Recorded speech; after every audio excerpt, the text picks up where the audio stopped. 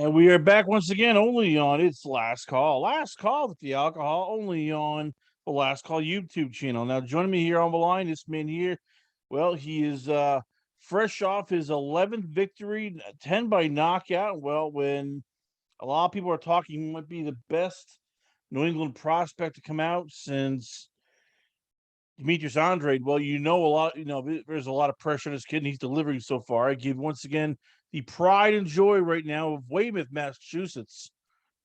I give you it's Francis Hogan. Francis, let's start off here with the last fight. You, Rodrigo Rodriguez, unanimous decision victory. Once again, congratulations. What went right? Did anything go wrong? And what was it like actually, getting a chance to prove you can beat guys who are winning fights, guys who are at that next tier level. So first, I'd like to say nothing went wrong. Everything was good. The plan that carried out through the whole fight was exactly what we figured. We tried to break him down with only having 6 rounds. I mean, it's not a 4-round fight, but I mean, I only get those 2 extra rounds. I'm with a guy that's very, be the word, durable, you could say, and knows what he's doing in there, knows how to survive, and has tight defense. It ended up going to a decision. It was a unanimous decision, but I mean, I definitely hurt the guy a couple times. He just, like I said, he knew how to survive. I stuck to my game plan though. I kept going forward, used my jabs, set shots up, and came out victorious. You mentioned that he's there to survive. So how tough is that sometimes? Trying to get a guy to open up and land more shots when he's not engaging a lot. He's trying to play defense. He's trying to muck it up, and at the same time, you don't want to just walk into something. I mean, how do you learn to basically get somebody to open up without just going wild? Well, so right off the bat, right in the first round, he came out. He had tight defense. His feet were underneath him. He had a good stance, good base under him. He wasn't off balance at all or anything like that. So I could already right off the bat knew he was no beginner. So I knew I'd definitely have to figure out how to open him up and use feints and my footwork and angles. It definitely worked using the feints and angles, and I had to keep my jab going like I did. The jab definitely sets up everything, even the openings, because the jab's the blinder and keeps him at bay because he was a lot shorter than me. He was like 5'7", I'm 6'2", 6'3". So that's difficult right there because when you have somebody that's short, they can just make it like, all right, but to that target, which usually is pretty small already. All of a sudden, they shrink down, they clutch up. Now you're fighting somebody who's 5'4". So how difficult is it, not just all of a sudden going, okay, and enough of this, start throwing too many punches, and next thing you know, he's landing just because you're getting too aggressive. It definitely gets difficult at times. I would definitely say the target shrinks down to like near to nothing. Like I have to hit him with 2 or 3 shots just to open up one shot that'll land on the body or land on the head because his arms and everything are so tight to him, and he's not looking to counter right off the bat. He's looking to wait and get me flustered or angry and open me up. And that's what I'm trying to get out of him, but he's not doing it. And I mean, the only way to win the fight is to throw punches and land punches. So I'm throwing punches, I'm landing punches. I ended up opening him up a couple times. I hit him with a couple of really good body shots. The body shots, usually I land body shots very easily. On this guy, like you had just said, I mean, he goes from being 5'7" to now he's 5'4".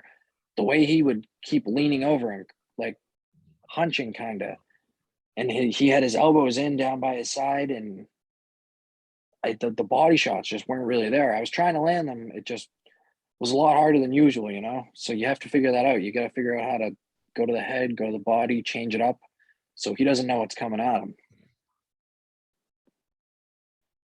We'll go back to this fight in a bit. take me to there's a fight I definitely want to talk to you about. That's the Isaiah Hart win, where TKO 6th round win. Um, he goes on his next fight, takes on Olympic gold medalist Yamir Marcial, loses that fight, but he drops Marcial 3 times. When you see that, when you see a guy that you've beaten and he goes out there and he gives an Olympian more trouble than he gave you, how much does that help your confidence knowing that, okay, you know what? I'm ahead of a curve here. I actually know I can hang with guys who are halfway decent because if I can do this to Hart and a guy like Marcial has trouble, I'm on the right path. It definitely makes me confident. Well, adds to my confidence, I should say. It definitely makes me realize that everything I'm doing in the gym and sticking it out and staying in training camps and working with new guys and even not staying just with one trainer, even when I'm in sparring and another trainer is there and he sees something that he would like to tell me, just taking everything in and using it to my ability and to my advantage and adding it to my toolbox. I mean, so there's a fighter that I train with. He's helped me train for most of my fights, Mark DeLuca, and he told me a long time ago, you gotta take everything from everybody and use it and fill your toolbox up, your boxing knowledge, which is your toolbox, and that's what I try to do with everybody. And I did it with this guy. I went in there, I realized the things I did good, I realized the things I could have done better, and I realized the things that I need to work on and correct. And I mean, that's the name of the game, right? I mean, if as long as you're getting the win, I mean, everybody would like to knock somebody out. I'd love it to be 11-0, 11 knockouts, but even Mark has told me before in the past, you're not going to knock everybody out. And honestly, I went back to the gym Monday, went in, and Mark said he thinks it was maybe the greatest thing that's happened in my career so far for being a professional, that I didn't knock the guy out. And now I've realized that you're going to get in there with guys that are durable and they can just take a beating, and they're still going to keep coming. They're not going to quit.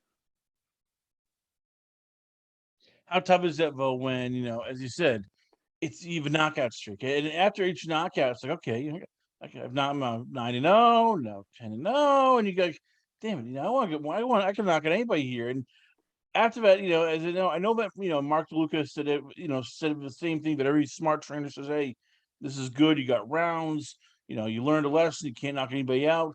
How tough was that for you, just meant like, because you want to go in there and knock him out. You're looking at this guy going, God damn it, this should be knockout number 11. It's going to be 11-0 and no 11 knockouts. I'm matching Mazda in a way, Deontay Wilder, and then not because anything you did, so you have a guy in there who can take a punch a bit and just came in there going, okay, I want to survive 6 rounds. How frustrating was that for you mentally, where you're like, God damn it, I want to get that 11th knockout. I want to get that goddamn knockout. So yeah, I mean, it was definitely difficult at first when there was a couple of times I hit him. I think I landed 2 in a row, a jab and a left hand. And my left hand, I know when I hit somebody with my left hand, I hurt them. And I know I hurt him, but he just looked at me and kind of just he didn't smile, he didn't do anything. He just kind of brushed it off like it was like nothing. And what really overturned that for me is when I started cutting him and he started bleeding and I knew I was hurting him and his face started swelling up and his head was turning red. I mean, the knockout is great, but I don't know, maybe it's just me or other fighters could relate to it. But when you're in there hitting a guy and you're hurting him and you're winning, I mean, there's no better feeling than that besides knocking someone out. You were fortunate for you in that during the pandemic, a lot of guys weren't fighting. If you didn't have a network, if you didn't have a promoter who had TV, you didn't fight. You got lucky in that you had Jimmy Birchfield. He was able to keep you on a lot of the local shows. You fought a grand total of 4 times 2020. You fought 5 times in 2021. You fought now twice this year. I mean, how much does that help you that even with everything going on, with shutdowns, with lockdowns here, so certainly I'm guessing there were certain days you couldn't go to the gym because quarantining everything. How nice was it for you that you had that steady paycheck, you had the steady fights, and that you know from your debut in the Barclays Center in March of 2020 to now? You weren't stranded going, okay, what am I going to fight? What's going on? I can't do one fight per year because this is just killing me. Yeah, at first it was a little hectic. Everything shut down after my first pro fight. I wasn't at Jimmy. I wasn't with Jimmy yet. I mean, I just had signed with Jimmy just now, a couple months ago. But it was me and my team, and our gym got shut down, so we had moved to another spot, and we were working outside in a garage out back of a house. It was just me and a couple of the other guys on the team, and we stuck it out. And then when we could get back in the gyms, we were back in the gyms. But I mean, we were calling everywhere. We were doing everything we could. Trainers, everything were making phone calls for us, and I got the fights that I could get, and I took them and built my record up a little bit with those. It was great having them. Jimmy actually did put me on for one of the fights that I had while the pandemic was going on. It was outside under a tent down in Rhode Island there. That was like my first um, like real interaction with Jimmy when I fought on that card. And then I had a couple fights after that at the Mosleys and Dedham and stuff. But I am happy that I'm signed with Jimmy now. Jimmy got me this fight. Can't wait to see what's coming up next. And I know there's definitely going to be big things to come. So how does it work with, especially with a guy like Jimmy? Because as great as he is in New England, there's no, there isn't a TV deal. So how do you guys work it where I'm guessing the goal is eventually, okay, all right, you want to get on ESPN, you want to get on Showtime. Like what's the plan with you and Jimmy and your rest of your team going, okay, on our 15th fight, we want to get on TV, or our 14th fight, we want to get on TV. Like, how do you guys go about making that happen? I mean, I guess it's just the right place, the right time. You fight the right guy. You win a certain way. You look a certain way. I mean, everything kind of matters into that factor, you know. Every fighter is different, and every fight is definitely different. Um, I don't know. There's really no way to like say how we would go about it or how we're gonna go about it. It's just gonna come. Um, with the way that I am going though, and the way I train and everything that adds up and putting it all together, I mean, it's definitely coming soon. Do I think Showbox or Top Rank or someone's gonna want me on? Yeah, of course I do. I mean, I definitely would bring the fans. Um, I bring the punching power, and I have skills. And I mean, I don't know if you saw my weigh-in, but I mean, I really don't care what people think. I think you got to have a little bit of fun. It was an alligator thing for my underwear. I thought it was hilarious. It kind of blew up a little bit. I mean, I'm exciting to watch, you know, so I can only see like it being a good thing and them reaching out to us first, you know, so. So break it down. Who is part? We know Jimmy Birchfield. We know about Mark DeLuca. Who else is part of Team Frank the Tank Hogan? Like else is like the assistant trainer, the cut man, nutritionist? Like who are the people that you brought in to help you get you to become a world champion? So there's obviously me, the fighter. My dad, he looks out for me. He goes back and forth with Jimmy, make sure everything's going good with the money end of it, what's going on with the guy that I'm fighting. Mark's involved with like who I'm gonna end up fighting. Matt Ryan, he helps train me. He's involved with that. I got my cut man, Michael Farrakano. Um, he also does my wraps for my fights. So we have a whole little crew going. Like that's all part of the team. Everybody's on the same page. Everybody knows what's going on for the most part. And if someone doesn't, I make sure that it's corrected. If I find out that somebody doesn't know something or if somebody's not on the same page, then we all bring it to the table. Everybody's in talk, and we all sit down and talk about it. So everything gets worked out pretty easily. Everybody's happy with the positions that they have, and everybody's happy with the product really at the end of the day when I get in the ring and I fight. How much does it help having Mark in there in terms of understanding just the business of boxing? I'm not just talking about, him being a fighter, but telling you, oh, jab, footwork, all that. He's been in there in terms of like he knows who the players are. He knows how this business goes. how fighters get screwed, what happens, in terms of contracts, what other promoters are saying here. And in a business which is very cutthroat and is very sometimes even dirty, how much does that help having him there to go sort of guide you and go, okay, this is what you got to watch out for. This is, who's going to try to come in and, get into your pocketbook or get into your inner circle, or this is what, promoters might try to do to literally, hustle you. I think it's great having him there. One, as a friend. Two, as somebody that trains alongside me and helps me train. And three, somebody that knows the business. He's seen it all. And stuff that he hasn't seen, he knows somebody that has seen it because he's met them along the way. My dad definitely obviously hasn't seen it all. He's wasn't a pro fighter. He's hasn't been really around the pro game, but he's learning. And it's good that Mark's there and able to kind of look over and say no or yes, or we gotta rethink that, or we need time to think about something. It's good having him there for that stuff because I don't know. I'm just a fighter. I train, I get in the ring, and I do my business. I'm 11-0. I got 10 knockouts. I've been a pro not really that long. So the business end of it is still like a learning experience for me. Like I said, with my dad, it's a learning experience with him. But there's not much more that Mark could learn really on the business aspect of it. I don't think there is anything more.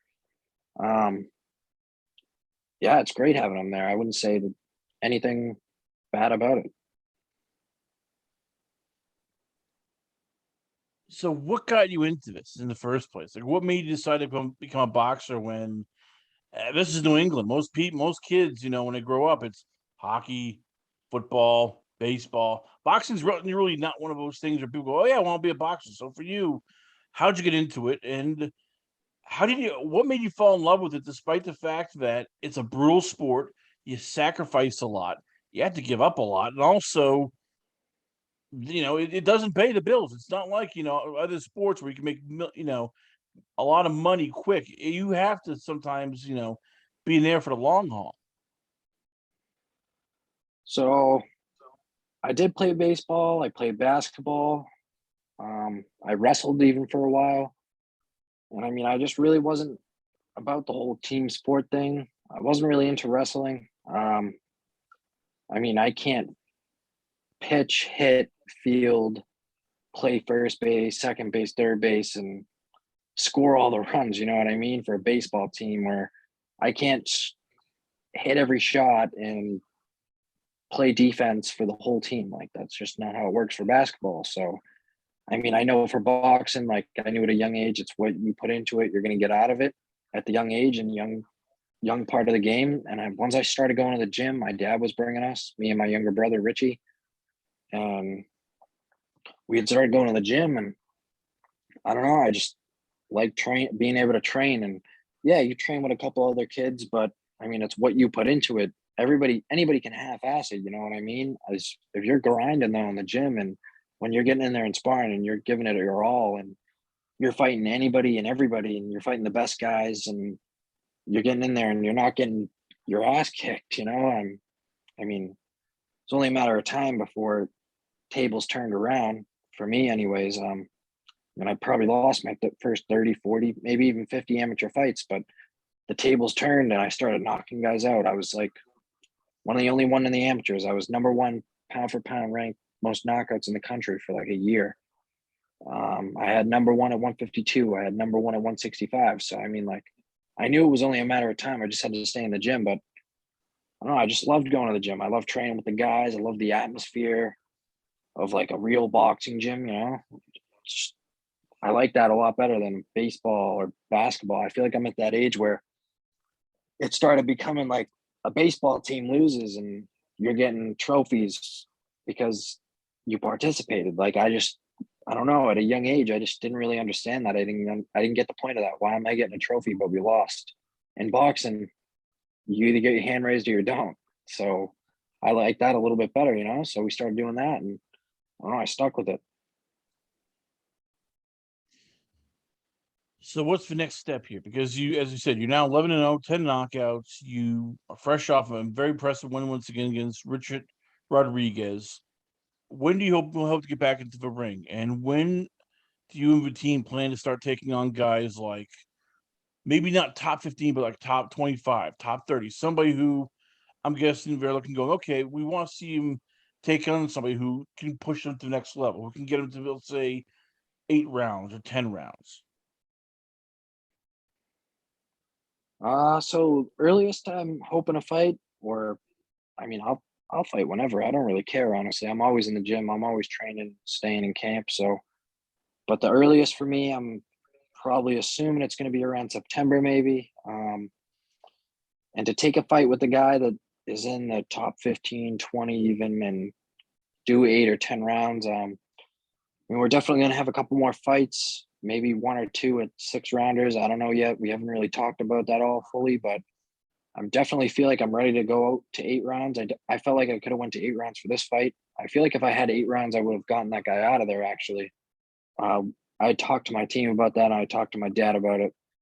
He was getting tired, and I could have kept the pace that I was going. So, I mean, maybe I'll find somebody like that same kind of quality guy and fight him and do an 8 rounder this time instead of a 6 rounder. It all depends on what's talked about and what we can actually get.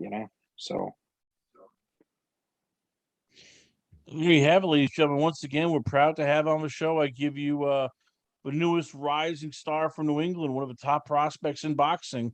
I give you it's Francis Hogan. Francis, before I let you go, where can fans check you out? Where is the Twitter page, Instagram, the website? Where can fans contact you at? So my Snapchat, my Instagram, my Twitter, and my Facebook is all lowercase Francis, FRANCIS underscore Hogan, HOGAN underscore. On Facebook, you don't have to have the last underscore, but on everything, Francis underscore Hogan underscore. You can go follow me. I post, if not every day, every other day on my stories, my actual post on Instagram, Facebook, Twitter. I always have content on there. You can always check my stuff out on there. I always keep everybody updated to what's going on, what's coming up. Francis Hogan, ladies and gentlemen. Once again, always on a pleasure having on the show. Stay tuned for more great action coming up once again, only on its Last Call. Last Call with the Alcohol, only on the Last Call YouTube channel.